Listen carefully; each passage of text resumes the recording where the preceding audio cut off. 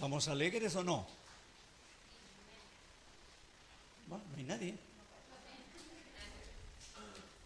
¿Estamos alegres o no? Exacto. ¿Por qué no vamos a decir eso? Poder cantar las verdades que se acaban de cantar respecto a que solo en el Señor Jesucristo hay libertad. Damos gracias al Señor por poder estar aquí esta mañana, dando la bienvenida a los que nos puedan estar visitando y que el Señor bendiga la palabra en los corazones de todos. Ahora, mañana es feriado, ¿no es cierto? ¿Sí o no? Es feriado. No voy a preguntarles qué feriado es. Ya. Pero es un feriado religioso. Y pensando en ello, y pensando en la persona de la cual se va a hablar mucho el día de mañana en ciertos recintos religiosos, gracias. He pensado que esta persona, este personaje bíblico, es uno de los más mal entendidos en el día de hoy durante muchos siglos. Y me atrevo a decir que es un personaje bíblico que ha sido muy ofendido.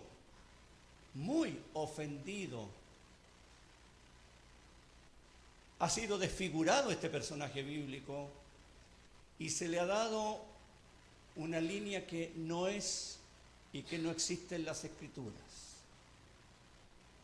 Me refiero a María, la madre de Jesús, ya que mañana hay un feriado religioso católico romano que dice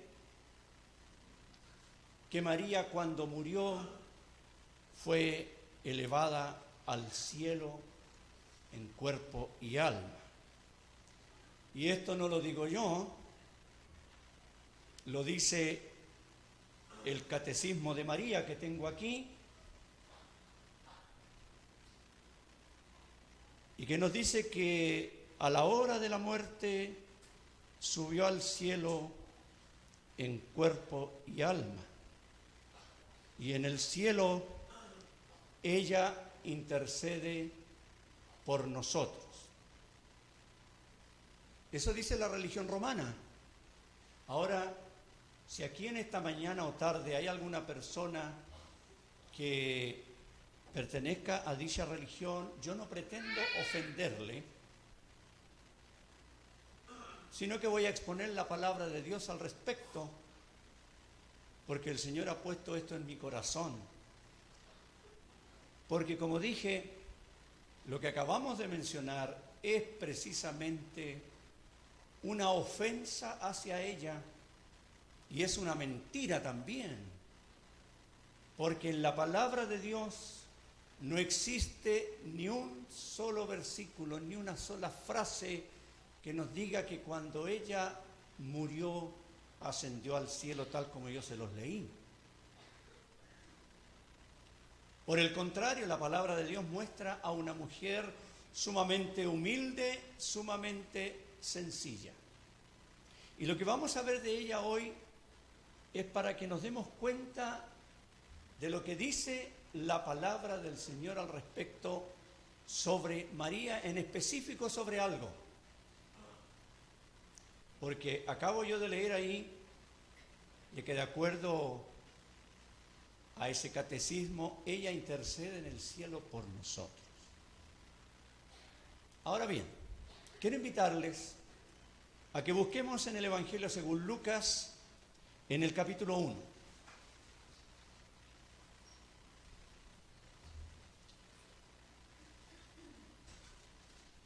Ahora, si alguien se ofende, no se ofenda conmigo, oféndase con la palabra de Dios.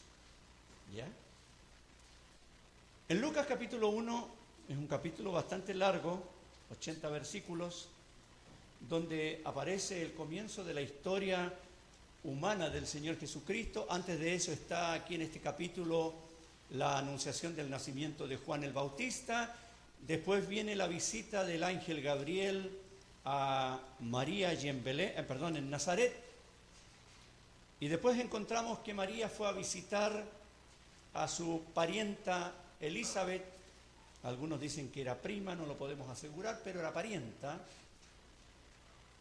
Y con motivo de un saludo que le dio su prima o parienta Elizabeth, María abrió sus labios y bendijo al Señor.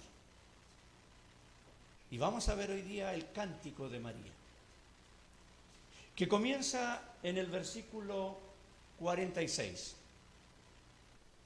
Algunos le llaman a este cántico el Magnificat, porque en latín la primera palabra allí en la Biblia latina es Magnificat. Ella magnifica el nombre de Dios. Ella va a alabar aquí, va a honrar, va a adorar a Dios. Vamos a leer. Pongamos mucha atención a lo que ella dijo. Entonces María dijo: engrandece mi alma al Señor, y mi espíritu se regocija en Dios mi Salvador, porque ha mirado la bajeza de su sierva. Pues he aquí, desde ahora me dirán: bienaventurada todas las generaciones, porque me ha hecho grandes cosas el poderoso. Santo es su nombre, y su misericordia es de generación en generación a los que le temen. Hizo proezas con su brazo, esparció a los soberbios en el pensamiento de sus corazones, quitó de los tronos a los poderosos y exaltó a los humildes. A los hambrientos colmó de bienes, y a los ricos envió vacíos. Socorrió a Israel su siervo, acordándose de la misericordia de la cual habló a nuestros padres para con Abraham y su descendencia para siempre. Hasta ahí la lectura del cántico de María, como dije, el Magnificat en latín. Es un cántico precioso, hermanos y amigos. Seguramente puede que alguien se acuerde acá que a comienzos de año estuvimos mirando algunos cánticos en el Antiguo Testamento. Y aparte de este cántico de María, acá hay un par de cánticos más de dos mujeres también en el Antiguo Testamento que quizá en algún momento vamos a considerar. Y uno de los cánticos es de una mujer llamada Ana. En el primer libro de Samuel, en el capítulo 2, Ana, la madre de Samuel. Y muchos dicen que ese cántico tiene muchos aspectos parecidos al cántico de María, y sería interesante que si usted tiene el tiempo pudiera verlo en algún instante después. Ahora, yo he pensado y pensaba cuando estudiaba esto, decía yo, el Espíritu Santo, ¿de qué forma le habrá mostrado a Lucas, el autor, este cántico? ¿Cómo se lo habrá hecho recordar? ¿Cómo cada una de las palabras que María dijo están aquí? Realmente cuando uno piensa en la inspiración de la Biblia a través del Espíritu Santo, se da cuenta que es algo maravilloso. Lucas no estaba allí cuando María dijo este cántico. Seguramente él lo supo mucho tiempo después y Dios se lo reveló de tal forma que aquí lo tenemos completo. Ahora llama mucho la atención, hermanos y amigos, el hecho de que ella aparezca aquí cantando o diciendo estas palabras. Porque refleja algo bien interesante. Si uno observa y yo creo que algunos hermanos se habrán dado cuenta, hay varias menciones al Antiguo Testamento. Y eso era poco común en las mujeres judías de aquel tiempo. Ya hemos dicho que allí en Israel la cultura de aquella época indicaba que las mujeres y los niños tenían poca o ninguna importancia. Aquí no, allá en Israel, estoy diciendo. Y ya hemos contado más de alguna vez de que un hombre judío realmente todos los días estaba diciéndole a Dios, gracias, oh Dios, porque no nací mujer. Era parte de las plegarias de los varones judíos.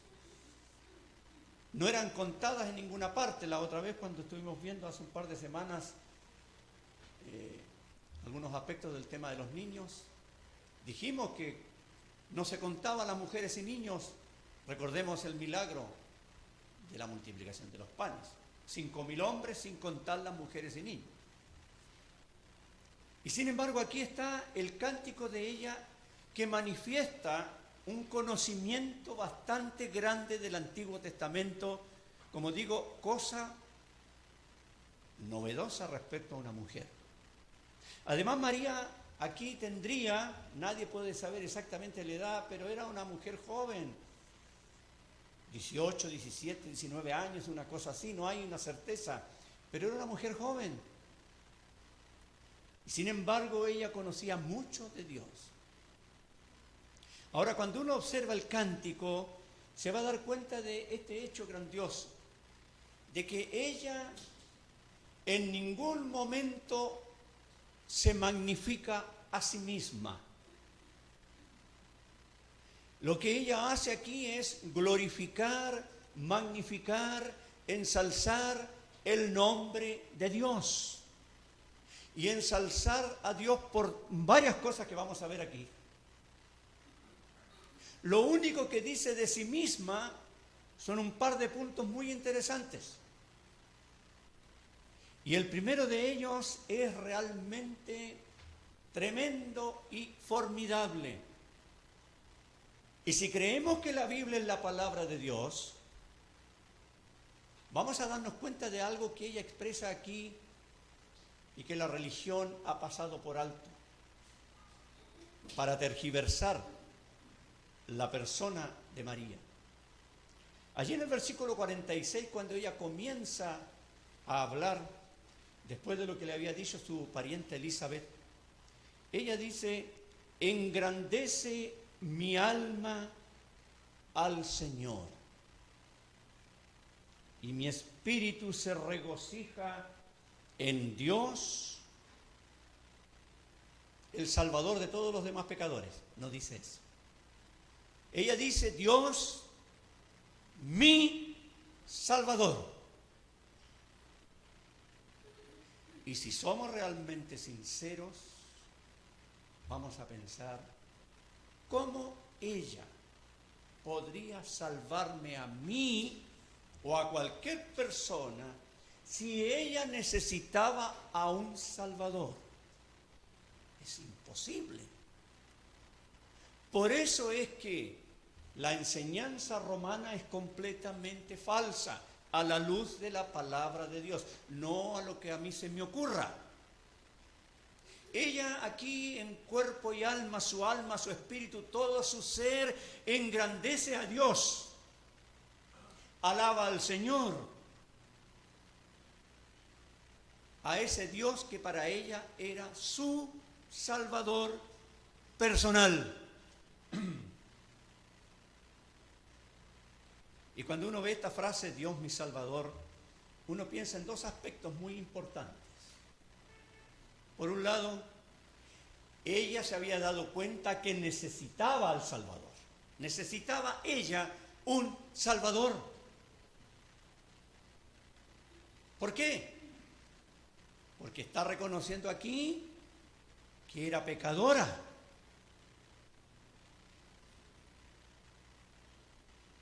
En los tiempos de la Inquisición ya me habrían quemado vivo a mí, al decir eso. Decir que María era pecadora. Usted sabe que existe otro dogma que se celebra el 8 de diciembre y que dice que María fue inmaculada desde su concepción. La Inmaculada Concepción de María. No hay nada de eso en la Biblia. Y cuando ella dice, Dios mi Salvador, está dando a entender, yo necesitaba un Salvador. ¿Y quién necesita un Salvador? Una persona que está perdido.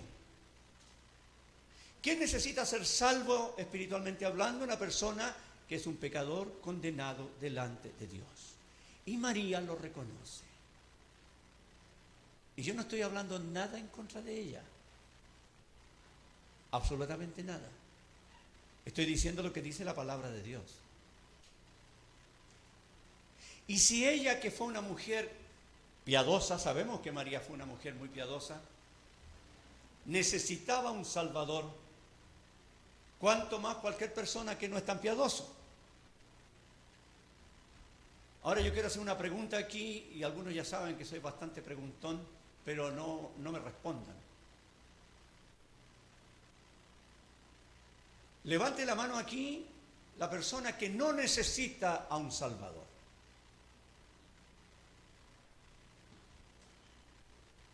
Levante la mano aquí la persona que no se considera pecador. No hay nadie, ¿verdad? No hay nadie. Todos necesitamos un Salvador, porque todos hemos pecado y todos estamos destituidos de la presencia de Dios, bajo el juicio de Dios, bajo la condenación. Amiga, amigo, usted necesita al Salvador. Y no cualquier Salvador, el único Salvador, el Señor Jesucristo. María lo necesitó. Se dio cuenta que era necesario que ella fuera salva. Lo que me gusta aquí también es que no solo ella se dio cuenta que necesitaba al Salvador, sino que ya lo conocía.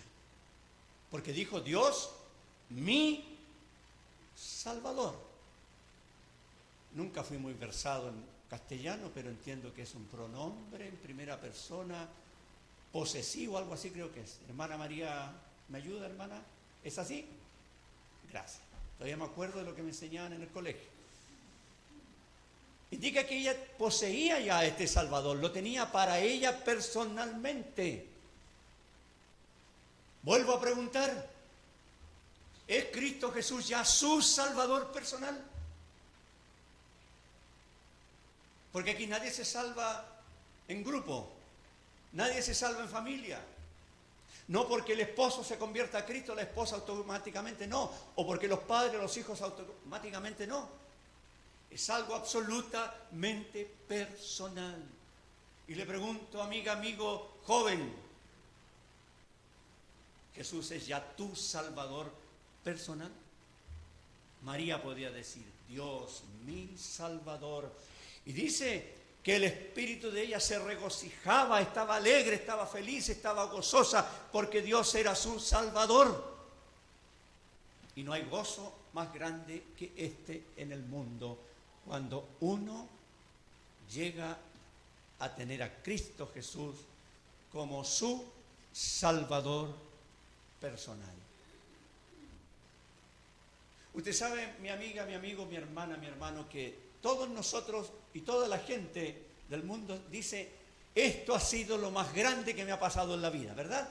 Siempre hay alguna situación, alguna experiencia, alguna alegría, cualquier cosa. No, esto es lo más grande que me ha pasado en la vida. ¿Qué es lo más grande que le ha ocurrido a usted en su vida? Todo verdadero creyente sabe que lo más grande que le ha ocurrido en su vida es cuando conoció a Cristo como su Salvador personal. Por lo menos es mi caso. Yo sé que es el caso de todos mis hermanos y hermanas en la fe.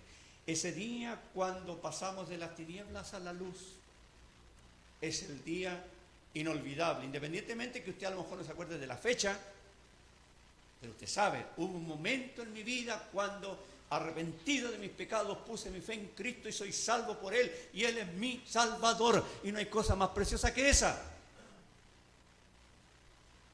Por eso le digo, ¿tiene usted a Jesús ya como su Salvador personal?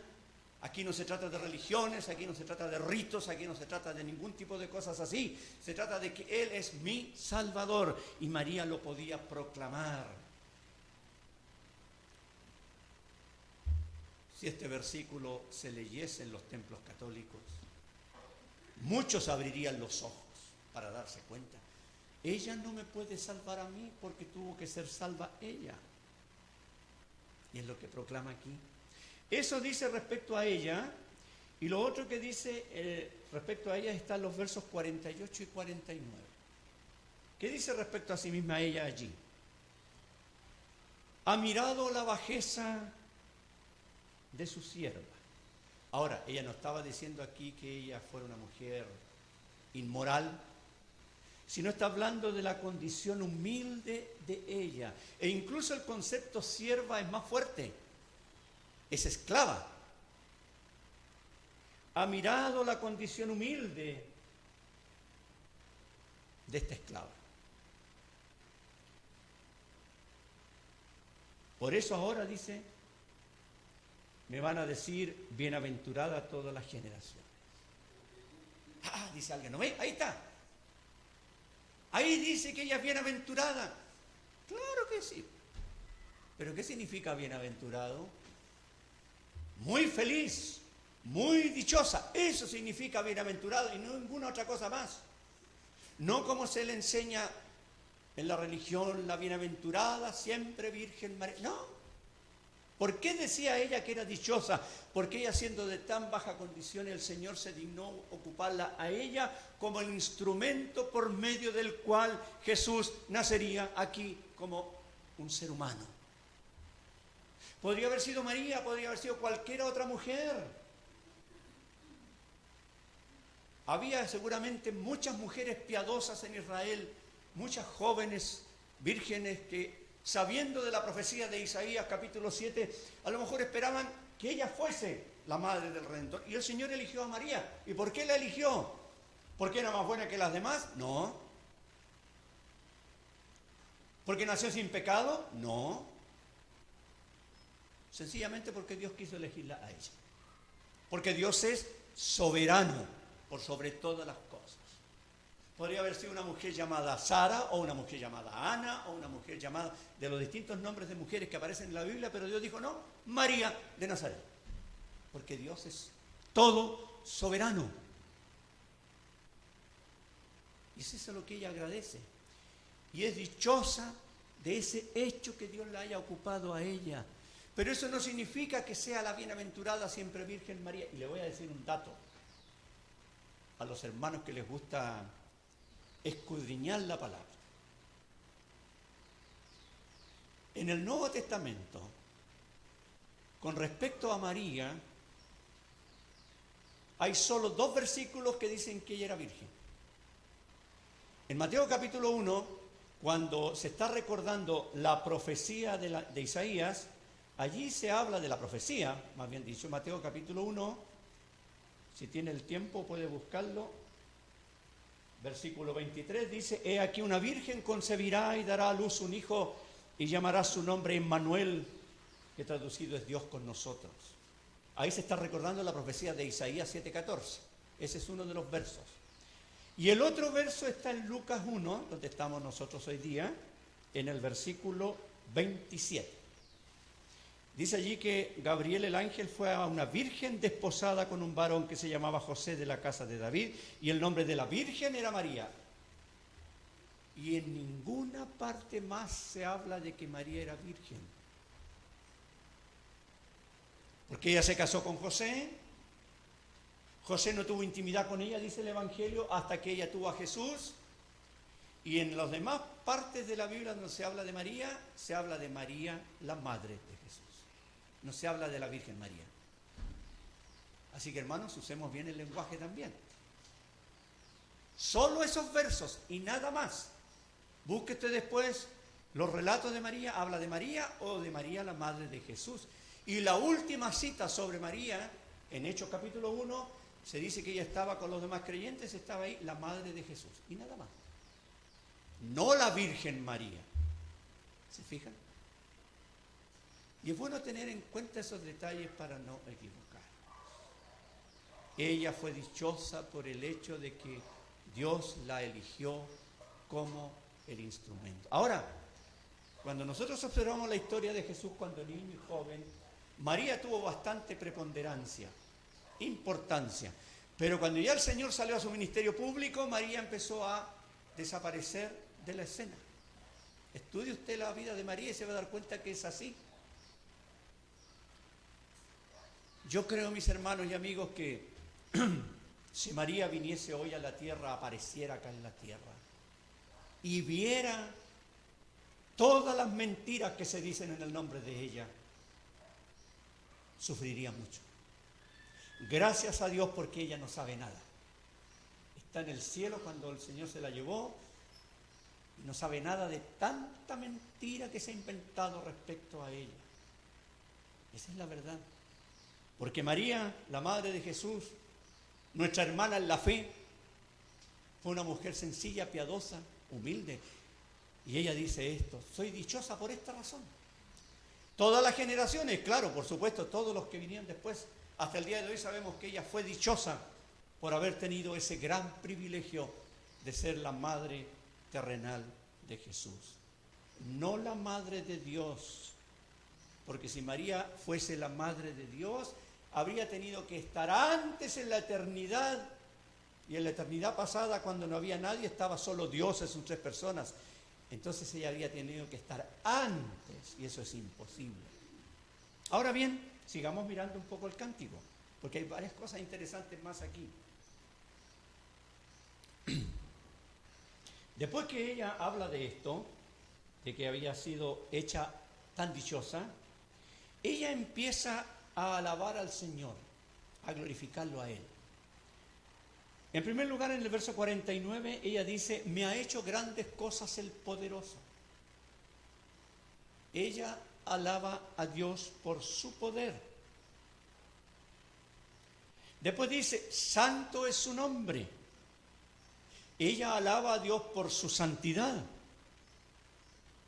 En el versículo 50 dice: y su misericordia es de generación en generación a los que le temen. Habla de la misericordia de Dios. Y después, a partir ahí del verso 51 en adelante, habla de las acciones de Dios, del accionar de Dios.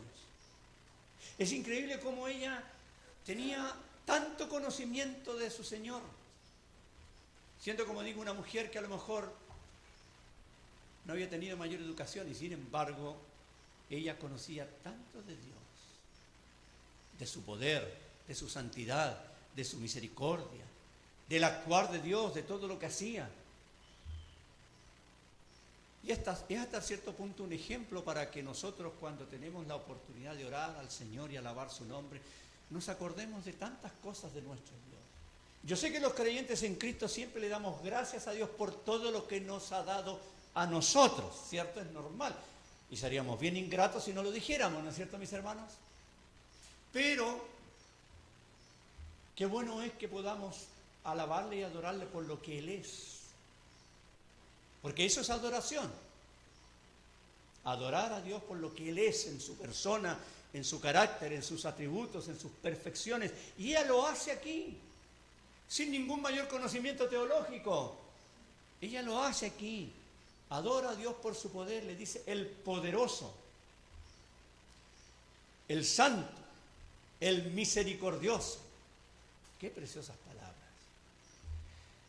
Y cuando ella sigue hablando, empieza a decir cosas que Dios hacía, como mencioné, de aquellas proezas con su brazo en el verso 51. Y dice: esparció a los soberbios en el pensamiento de sus corazones. Y habla aquí de la gente soberbia. Y ella muestra claramente lo que dice la Biblia en otras partes, de que Dios a los soberbios los mira de lejos. Me recuerdo mucho de ese versículo porque cuando yo era niño, de repente no me portaba tan bien como todos los hijos. ¿O los hijos que están aquí siempre se portan bien? No, no creo. Yo no me portaba tan bien y me ponía medio ahí, medio mañoso, medio soberbio. Y mi papá me leía ese versículo. El alto Jehová atiende al humilde, mas al altivo lo mira de lejos. Y me preguntaba, ¿cómo lo mira? De lejos tenía que decirle. Si me acuerdo de ese versículo por esa experiencia infantil. Esta es la realidad bíblica. Dios resiste a los soberbios. Ninguna persona soberbia va a llegar a la presencia de Dios nunca. Ningún soberbio va a ser salvo. Pregunto, ¿hay alguien aquí que sea soberbio contra Dios? En lo íntimo del corazón tenga soberbia contra Dios. Yo no lo sé, pero Dios sí lo sabe. Porque Dios conoce el corazón de absolutamente todos los que estamos aquí. Y Él sabe, amigo, amiga, joven, señorita, señora, si usted cree la palabra de Dios o se está resistiendo a la palabra de Dios. Él lo sabe bien. Porque no hay pensamiento que se esconda de Dios. No hay pensamiento que se esconda de Dios. Nada, ni lo más secreto, ni lo más profundo nuestro. Podemos a lo mejor, con los que nos rodean, podemos tener secretos que solamente uno los conoce y que nadie más de ellos los conoce y que a lo mejor nunca los va a conocer. Pero Dios sí. Porque el ojo de Dios todo lo observa. Nada se escapa a su vista. Y Dios sabe si aquí en esta tarde hay alguna persona con soberbia, con orgullo, de no querer reconocer que es un pecador perdido delante de Dios y no querer poner su fe en Cristo. Él sabe eso. Y si usted tiene por casualidad esa actitud, usted nunca va a ser salvo. Y el día que parta va a llegar a la condenación. No porque Dios lo quiera enviar a la condenación, sino porque usted rechaza a Cristo. A mí me gusta enfatizar este punto. Es cierto que existe un lugar de castigo eterno para los rebeldes, para los desobedientes, para los incrédulos. Pero no es un castigo que Dios haya preparado para usted o para nosotros. Lo preparó para Satanás y sus ángeles. Pero allí van a llegar los que desprecian el amor de Dios. Los que desprecian la gracia de Dios. Los que desprecian la misericordia de Dios. Ellos van a llegar allí por su propia voluntad. Por su propia voluntad. Porque Dios, como lo dice aquí María en su cántico, Él esparció o esparce a los soberbios en el pensamiento de su corazón. Por el contrario, mire lo que dice más abajo. En el 52 habla de los poderosos que los quitó y exaltó a los humildes. A los humildes. La palabra de Dios es tan clara cuando dice que aquel que se exalta o que se enorgullece será humillado. Pero el que se humilla será enaltecido. Y yo le pregunto, ante la palabra del Señor, ¿qué somos? ¿Humildes o soberbios? Porque no hay otra posición intermedia. Y ya lo hemos hablado en alguna otra oportunidad, en algún otro mensaje, de que Dios tiene el número 2 como favorito. O es esto o lo otro. Y no hay posición intermedia. ¿Verdad? Ya lo hemos dicho, lo repetimos. O somos luz o somos tinieblas. O somos hijos de Dios o somos hijos de ira. O somos salvos o estamos perdidos. Y así podríamos continuar. No tenemos que ser soberbios a la palabra de Dios. Tenemos que ser humildes. Y al ser humildes Dios nos acoge. Y a toda persona que se arrepiente de sus pecados y reconoce, yo no merezco nada, pero tiendo la mano de la fe para ser salvo, Dios lo va a acoger. Dios exalta, dice incluso acá, a los humildes. Es bueno que vayamos considerando todos estos aspectos del cántico de María, tan interesante, ¿verdad?, para que nos demos cuenta de qué es lo que quiere Dios de todos nosotros. La soberbia Dios la va a rechazar siempre, pero va a acoger a los humildes. Y esto para ser salvos, y esto también para los que ya somos salvos, porque a veces podemos ya ser salvos, pero igual somos medio soberbios contra el Señor. El Señor nos dice A y nosotros decimos B. El Señor dice sí y nosotros decimos no, siendo hijos suyos. Sí, nos puede pasar. Así que siempre tenemos que estar examinándonos, mis hermanos, para que no haya en nosotros un espíritu de soberbia, de cualquier tipo de orgullo, sino que seamos humildes siempre delante del Señor. No nos olvidemos que Él nos dio el ejemplo máximo de humildad, el Señor Jesucristo, que siendo Dios se hizo hombre y estando en esa condición se humilló hasta la muerte y muerte de cruz. Así que podemos aprender mucho del cántico de nuestra hermana María aquí. ¿Y qué más dice más abajo? Habla incluso de que colmó de bienes a los hambrientos, a los ricos envió vacíos. Claro, ella hablaba seguramente en un sentido físico, pero igual nosotros podemos considerar aquello en un sentido espiritual, podemos aplicarlo, porque Dios es el que sacia a aquel que no tiene nada espiritualmente hablando. Es Dios. Y aquellos que se creen que tienen todo, bueno, nunca tienen nada. Y más abajo ella va a terminar hablando de Israel, el pueblo escogido de Dios terrenalmente, para decir que Dios los socorrió y se acordó de la misericordia que tuvo para con ellos y de lo que había hablado a sus padres, y en este caso a Abraham, y a su descendencia para siempre, dice. Y es interesante pensar en quién es la descendencia del Señor, de Abraham. No es meramente el pueblo de Israel. La descendencia del Señor, de Abraham, es una persona. La simiente de Abraham es una persona. Y esa persona se llama Jesucristo, el Mesías para Israel. Y ella se está acordando aún de esto. Esto que ocurrió en el libro del Génesis cuando Abraham salió aquella noche fuera de su tienda. Y Dios le dijo: mira las estrellas y cuéntalas si las puedes contar. Y Dios le dijo: así será tu descendencia. Y la Biblia dice que Abraham le creyó a Dios. Porque la descendencia de Israel, es cierto, es la nación, pero finalmente se refiere a Jesucristo, al Mesías. Aquel Mesías que los judíos rechazaron públicamente allí el día cuando lo llevaron delante de Pilato. Aquel Mesías que ha llegado a ser el Salvador de todos aquellos que le hemos reconocido como tal, y que como María podemos decir: el Señor es mi Salvador. Y María se acuerda de aquello, y se acuerda de la palabra de Dios y de la fidelidad y de la misericordia de Dios en su cántico. Hermana, hermano, es un cántico muy hermoso, que a veces lo pasamos por alto y que generalmente vemos el puro versículo 46 nomás, ¿cierto? Generalmente nos acordamos del verso 46, que es tan importante. Y el 47, y dejamos todo el resto. Hay mucha enseñanza aquí respecto a María. ¿Y qué nos muestra ella en este cántico?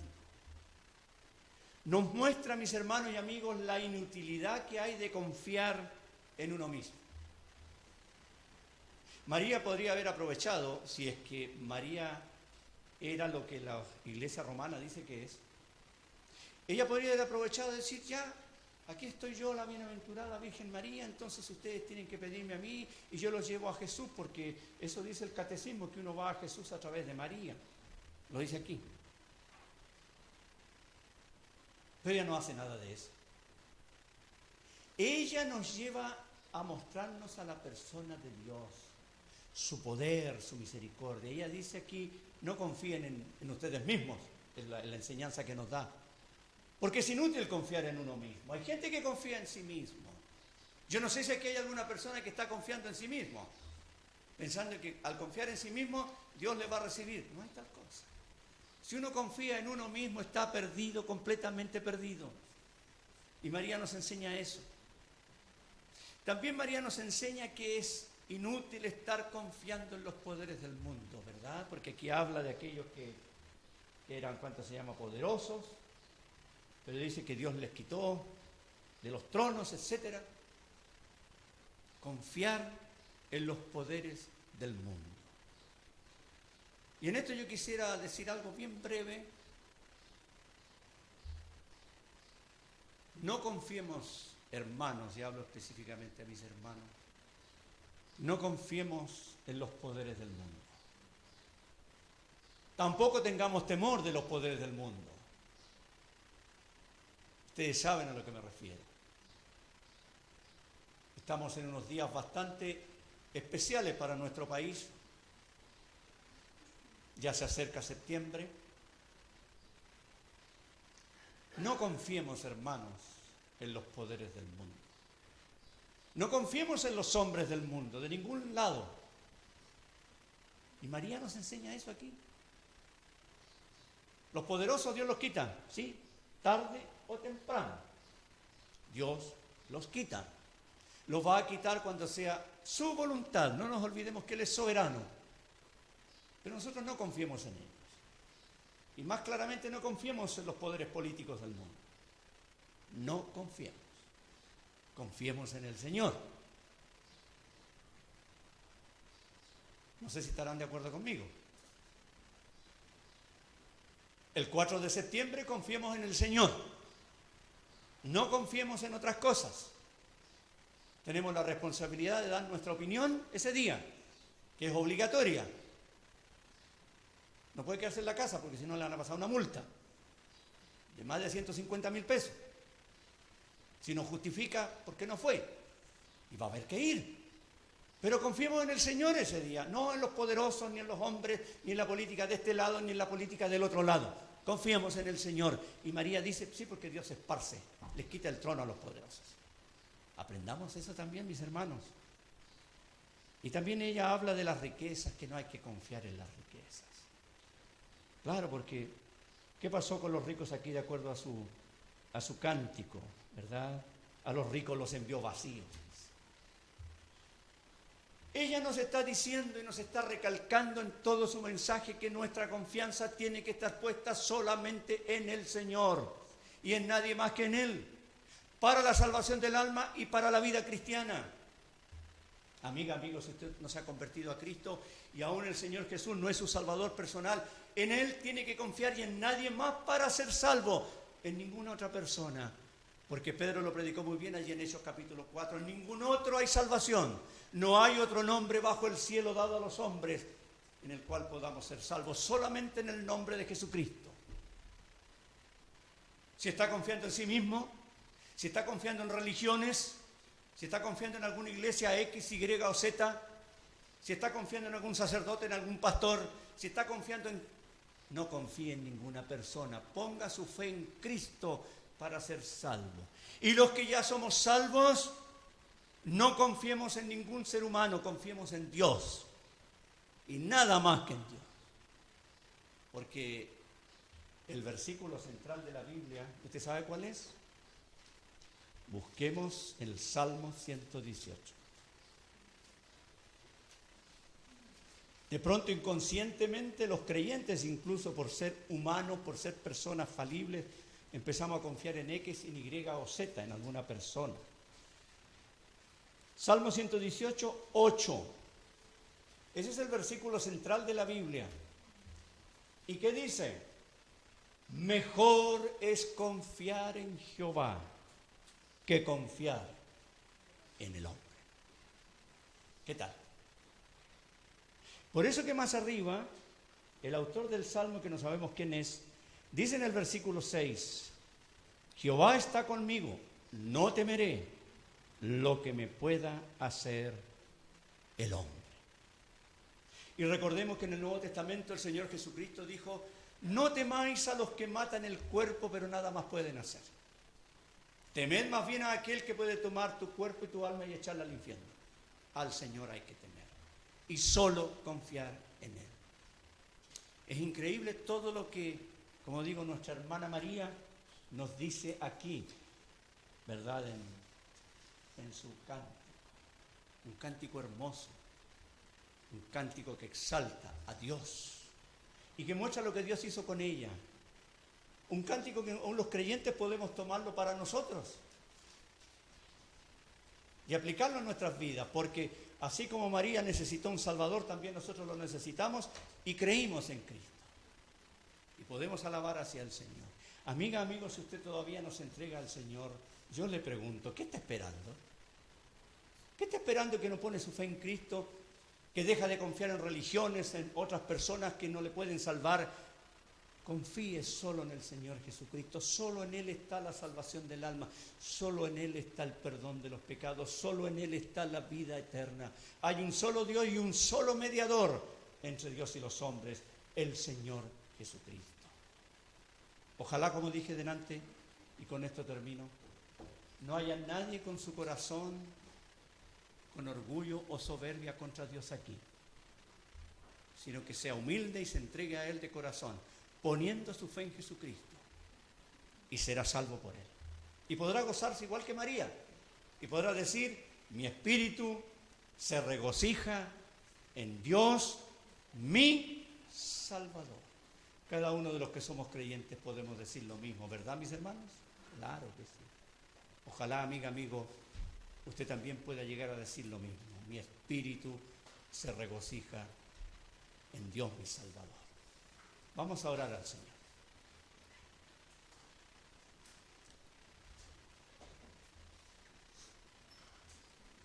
Dios y Padre bendito, te alabamos en esta tarde, porque tú nos has dado este enorme privilegio de poder estar juntos nuevamente, el primer día de la semana, día del Señor, para alabar tu nombre, el nombre de aquel que es nuestro Señor y Salvador, el único que salva, que perdona, que da vida eterna.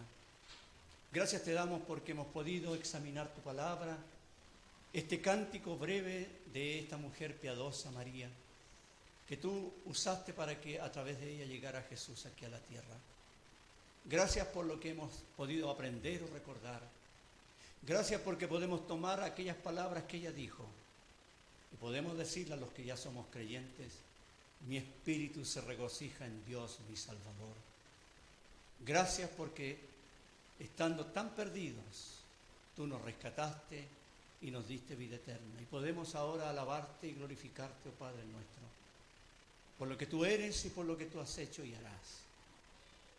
Oramos que bendigas tu palabra en nuestros corazones, a los que somos tus hijos y también a personas que están con nosotros y que no te conocen, Señor, y que aún están allí cavilando en entregar su vida a Cristo.